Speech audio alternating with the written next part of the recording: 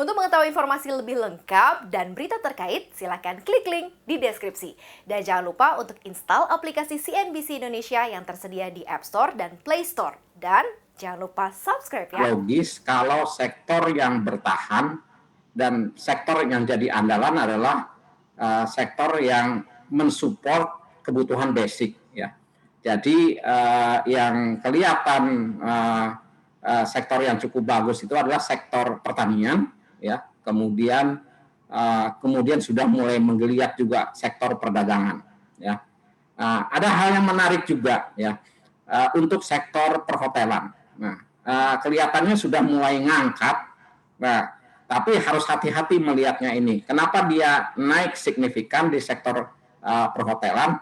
Karena ada low base effect. Ya, kita sama-sama tahu dengan adanya pandemi COVID-19 ini, ya siapa sih yang mau berpergian, siapa yang mau refreshing, siapa yang mau nginep di hotel, siapa yang mau terbang ke Bali misalkan, nah itu sangat memukul ya saat pandemi ini.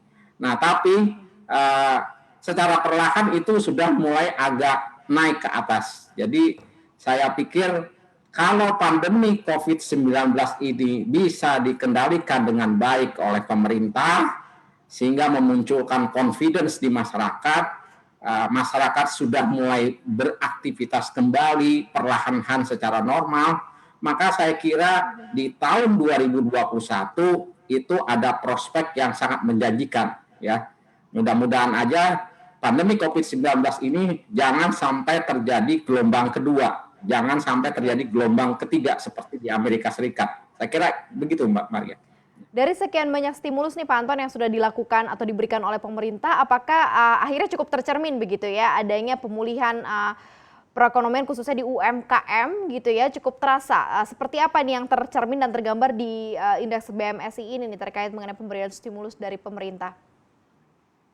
Nah, ini kalau kita perhatikan stimulus pemerintah itu kan ada macam-macam ya. Ada POJK 11, yaitu kaitan dengan restrukturisasi. Kemudian subsidi bunga dan penempatan dana ke bank BUMN ya, yaitu PMK 70. Nah, kalau kita perhatikan stimulus ini sudah mulai ada tuayannya kalau saya katakan.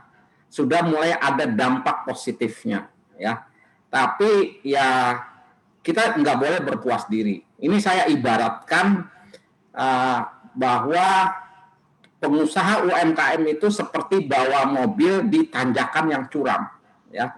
Sebelum ada stimulus dana PEN, waktu mobilnya nanjak, mobil UMKM itu mungkin kecepatannya hanya 20 km per jam. Nah, tapi karena ada stimulus dari pemerintah, dan peranan perbankan juga masalah restrukturisasi ya kecepatannya itu udah mulai naik di tanjakannya, saya ibaratkan sekitar 30 km per jam.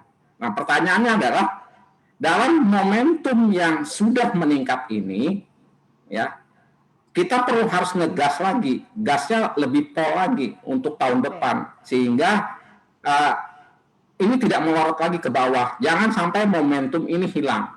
Saya kira begitu Mbak Maria. Oke, kalau dari Anda seperti apa Pak Andri, Anda melihat stimulus-stimulus yang diberikan juga dari pemerintah begitu ya, kemudahan-kemudahan, relaksasi dan lain-lain kepada sektor UMKM ini, Anda melihatnya seperti apa? Ini juga bisa menjadi salah satu faktor pensupport juga ya untuk para UMKM untuk tetap survive begitu di kondisi pandemi. Seperti apa Pak Andri? Ya, menurut kami ya, jadi stimulus ini terus terang bagai hujan pada saat masa krisis ini, karena itu yang memang sangat dibutuhkan, karena bagaimanapun juga dengan 64 juta gitu ya pelaku UMKM yang ada di Indonesia kalau menurut data dari BPS gitu ya, tentunya hari ini yang paling banyak bersentuhan dengan permasalahan terkait dengan pandemi ini, karena ya kita seperti yang kita ketahui gitu bahwa pandemi ini memang bukan main-main ya, karena memang terkait dengan confidence gitu, terkait dengan bagaimana orang bersosialisasi, yang itu sebetulnya sangat lekat dengan aktivitas dari pelaku UMKM. Jadi keberadaan stimulus ini memang sangat-sangat penting buat keberlanjutan masa depan dari pelaku UMKM ini.